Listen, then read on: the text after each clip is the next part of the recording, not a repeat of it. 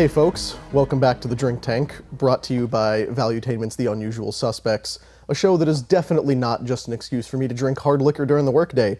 I'm Connor Walcott, staff writer for VT.com. Sitting across from me in the beautiful Valuetainment Cigar Lounge and Bar is my fellow writer, partner in undermining democracy, Shane Devine.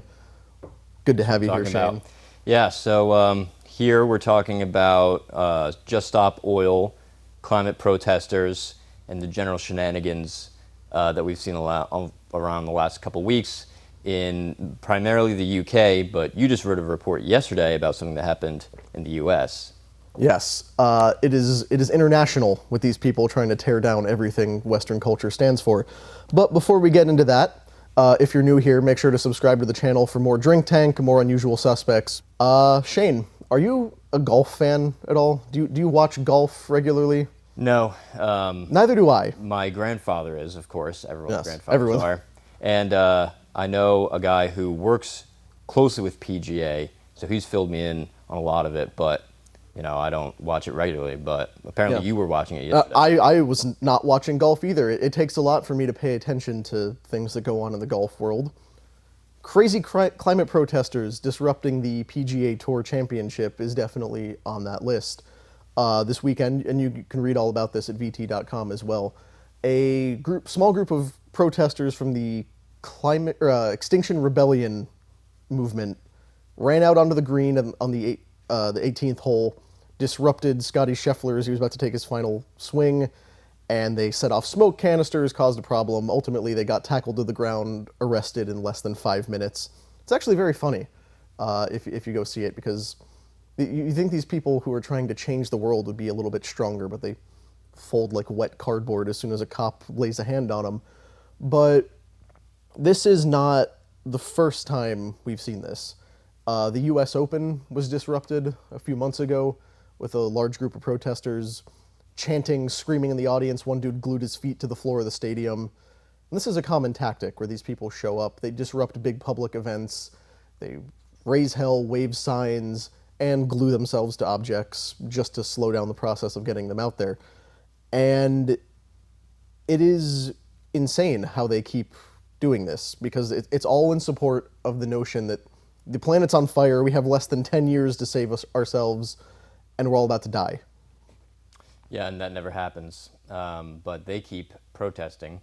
The one constant is that the groups that do it are getting more and more annoying every time they do a public demonstration. So what we saw last week was two events where first they attacked Stonehenge, so an ancient European heritage site, world-renowned heritage site, supposed to be, I think, 12,000 years old. It was an old calendar system to measure the solstices, and it was a religious experience conducted by the Druids. This is pre-Christian Europe. So essentially a sacred cultural thing. Sacred cultural place for Britain and for the world in general. And now they went and covered it in orange paint. Yeah, and so these climate protesters ran up to it and sprayed it all with orange paint before being tackled by museum tour guides who are not used to tackling people, so they kind of struggled for a bit. And then a second event occurred where these two activists with the same group covered a bunch of jet planes in orange paint after breaking into an airfield north of London. They wanted the headline to say that they spray painted Taylor Swift's jet, but they weren't able to actually locate her jet, and later the airfield said that her jet in fact was not at that airfield. So they kind of failed to get the big headline, but they went viral anyway. Which is the whole point. Whole point. They're not trying to actually make a difference. They're not trying to change anything. They're just making a mess to grab headlines. Exactly. So it's publicity stunts. It's the art of the deal. It's Trumpian almost, but just in the other direction. So you got to admire the grift. But ultimately, it's not really a grift because they're not free-flowing agents just cleverly figuring out how to get views. They are, in fact, backed by some very powerful moneyed interests. Yeah, you did a little bit of digging for that. And the two groups we're talking about here, in the US, it is Extinction Rebellion, or XR as they call themselves. They're the ones behind things like the PGA Tour, the the US Open disruption. I believe they also showed up and protested at an Easter vigil at St. Patrick's Cathedral in New York just a few months ago. And then over in the UK, we have Just Stop Oil, which is the group that likes to vandalize sacred pieces of Western culture. Yeah. But some of the digging you did into Just Stop Oil revealed who actually supports them. Yeah, so just to elaborate a little bit on that, this is the same group that has been throwing soup cans at paintings for the last few years. They smeared cake on the Mona Lisa. They did the sunflowers of Van Gogh. They did a Velázquez painting. They did some Scottish landscape painting. All these, historic artworks, just the good thing is that they're actually covered in glass and they're not really destroying them, but almost destroying these priceless works of art. So Just Stop Oil is funded by a group called the Climate Emergency Fund.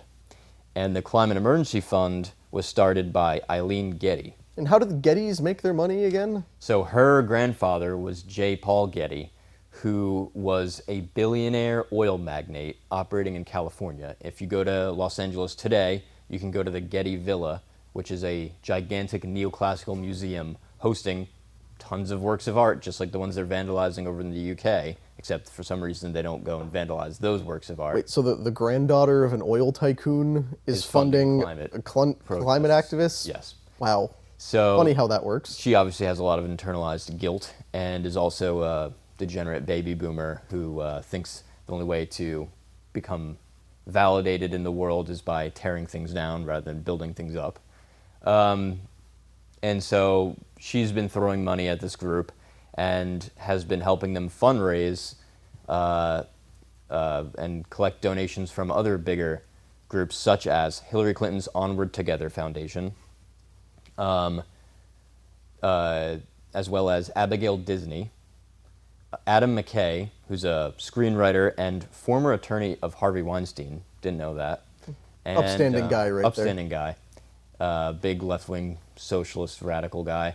And then, as well as Jeremy Strong, who is famous for his role as Kendall Roy in Succession. And it's pretty funny because there's like a Zoom call clip where he's advocating for more people to donate to this group. And it's like he's playing the real-life Kendall Roy, where he's just this like super rich guy, like pandering to left-wing talking points to curry favor with the press.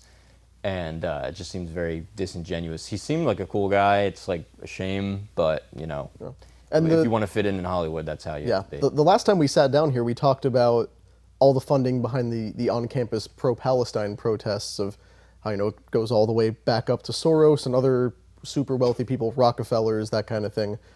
And same thing with climate protests. You get a bunch of crazy people on the ground who are motivated by a cause that is nonsense.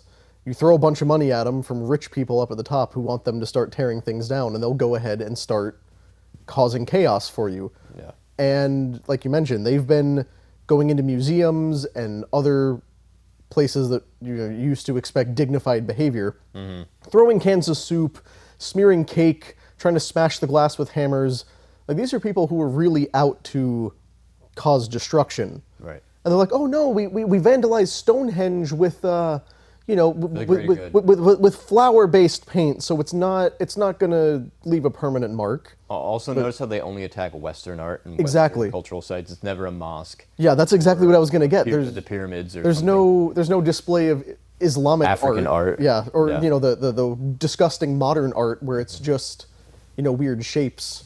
So if like it was really just about causing a scene and getting attention, then they would do it like at sports stadiums or something much more prominent that many more people are doing. Instead, they go to these relatively low-key places like museums in London, and just desecrate art.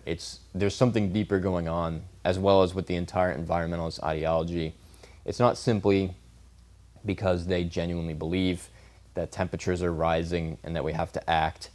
There is some kind of retribution they feel that they're getting back at society, at this fantasy of getting everyone to stop using cars and planes and forcing everyone into these like bunkers, like in Hunger Games, where they're all in the barracks, and like just dictating rules about what you can consume in a given day. It's the same logic that empowers the people who want everyone to eat certain things and not other things, vegans. It's the same thing. It's ultimately this matriarchal, earth-bound impulse that is an ancient heresy, and they want us all to be basically worshiping the lunar goddess and submitting to the matriarchal. Everyone get along and hug each other, egalitarian society. Don't incur the wrath of Mother Gaia by continuing to dig up oil and like like you said. Oh, they'd be doing it at sporting events. At least in the U.S., they know where the people are. Well, they did it there. They're doing it at big public events like that. They're even the one where they disrupted the church that was as part of a pro-Palestine protest as well. They did it in front of the cameras where they were live streaming the service on Easter. Also notice how these same people are also in favor of mass immigration of people from the third world into the first world, which will inevitably mean more people driving cars and burning more gas. But also, like you said, they're targeting everything from the West. Do you know who is largely responsible for efforts to clean things up and protect the environment? Yeah, the West. Western countries, developed countries. The biggest polluters are India and China.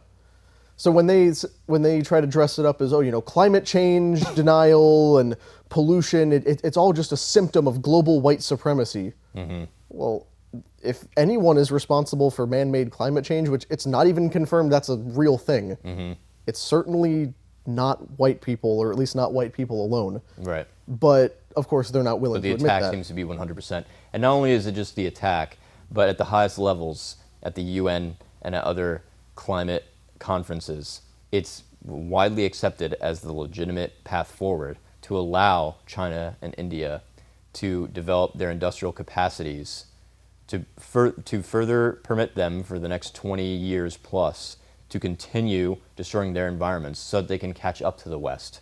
Meanwhile, the West needs to degrowth, deindustrialize, and somewhere they'll meet in the middle.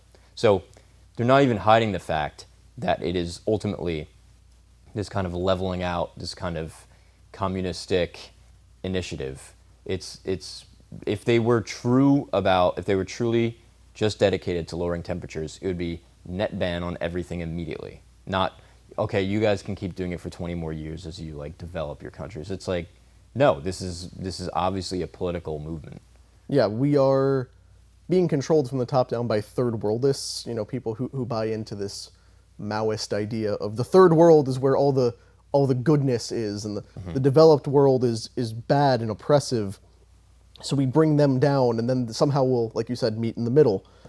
But ultimately, that's never going to happen. Yeah, that's never going to happen. They're just going to get the leg up, and then they're never going to give in ever again. You think China cares about environmental policy? Yeah, and they never will. Yeah. Like, they will, once they get more powerful than the U.S., the planet is going to be a gigantic slum of garbage and landfills, and it will never go back to normal. Yeah, pretty much. And look at all the people who go out of their way to say, oh, the West should never adopt nuclear energy.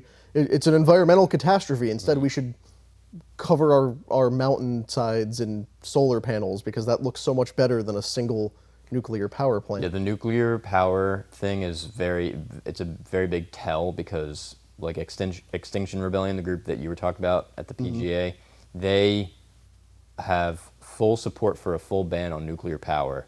And if you look into it, a lot of the environmentalist groups do as well. Why would they be against nuclear power? It's cleaner than oil. It's expensive to build the plants, but once you build them, it's cheaper. And it actually works. It could actually replace oil, unlike fucking weather-dependent energy sources like solar and wind. So it's clearly the perfect solution for anyone who cares about the environment, but also isn't stupid. And the fact that they hate nuclear proves that they're not actually looking for an alternative. They want to roll the clock back, not in a cool way, but in a very reject modernity, embrace way. Tradition of living in caves and living by candlelight. Yeah, they're fully in favor of degrowth, which is one of the most horrifying ideas to come out of the modern radicals in the last 10 years, where it's not, let's figure out how to save the environment anymore. It's literally, it's not just going to stop here. We're going to degrowth, like deindustrialize. And do you know what degrowth means? Do you know how many people will die? Yeah, because of that? exactly. Yeah. You have to make the population smaller to make degrowth work. Consume less. And so much of our current population size, not that I'm necessarily in favor of how many people there are on the planet, because I guess we're at 9 billion right now, probably something like that's a lot. And if we just keep growing at this rate, and it's people who don't exactly know how to replicate society that are growing the most, that's kind of alarming. But regardless, the only way that we can have a population this big is because of modern industrial technology. So if you were to just remove modern industrial technology, like, more people will die than under Stalin and Mao, immediately. It's the extension of the same collectivist philosophy that says, we need to tear down systems of oppression and just build everything from the ground up.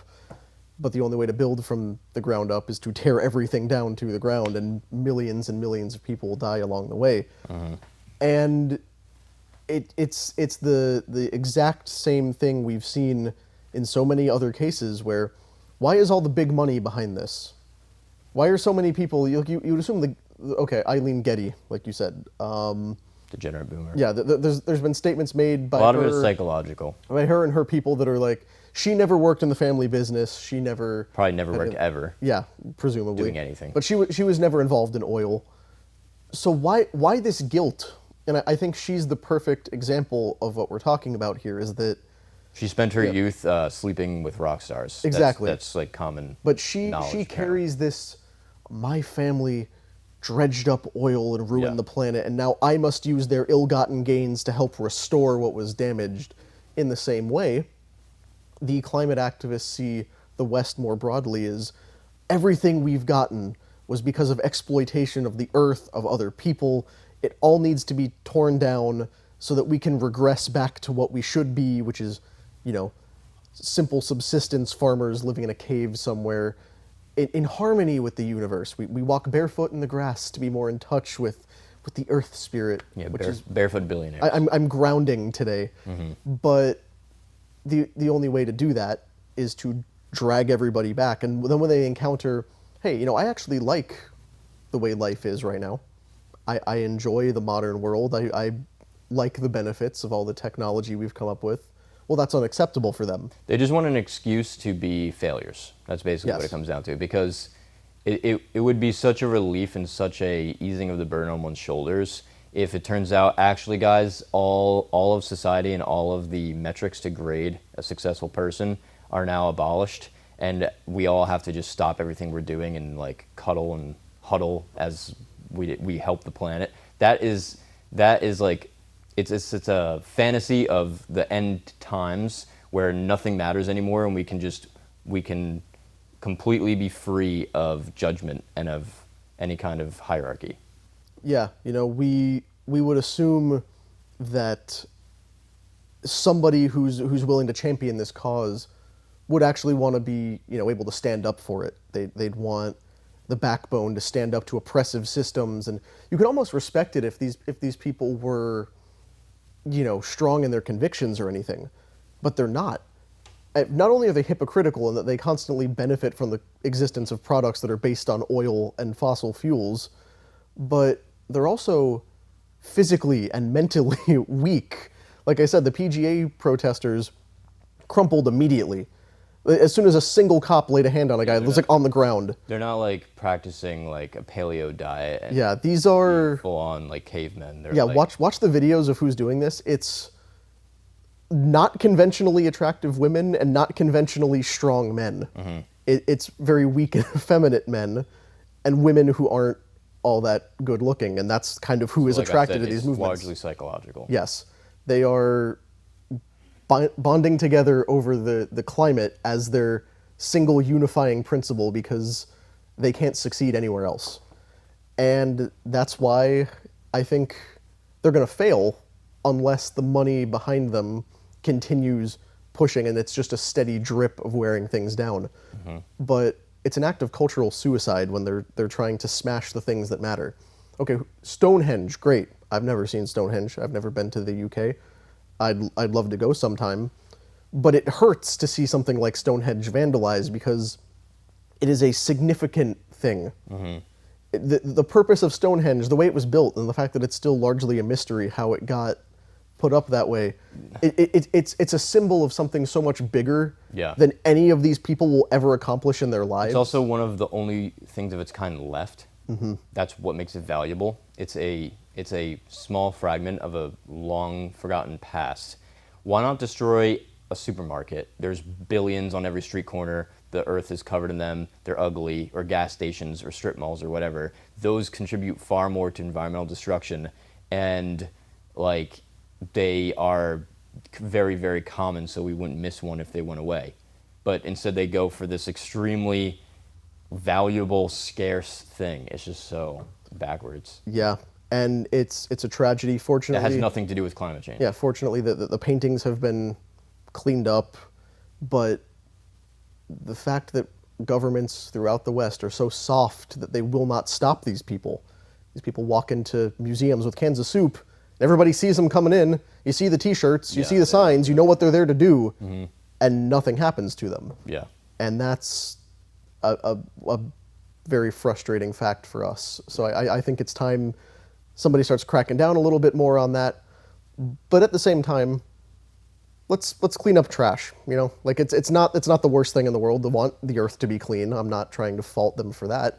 It's the faulty premise that we're about to die in a fire within the next 5 years. Yeah, the kids are ultimately well-intentioned. They just need to be shown a better path. And there's people like Bowen Slat, like this. He's this young tech entrepreneur who wants to clean up all the world's oceans, and he's developing machines to do so. People like that should reach out to activists like this and show them there are better ways to go about what you're trying to do, and kind of pull them out of the muck. Yeah. So in summary, let's clean the oceans, let's go nuclear, and let's stop destroying Stonehenge and priceless works of art. Yes. Save the West in the process. Yes. And on that note, glasses are empty and we're out of time for today. Thank you so much for joining us. Pleasure to be back here. Until next time, I've been Connor Walcott. That's been Shane Devine. Remember to check out Mnect, check out VT.com for all these reports and more. Shane, any final words? Watch Unusual Suspects. Yes. Watch Unusual Suspects. Subscribe. I think we have a little pop-up appearing somewhere on screen now that you can click to make sure that you never miss an episode. And we will be back next time. Until then, see you later.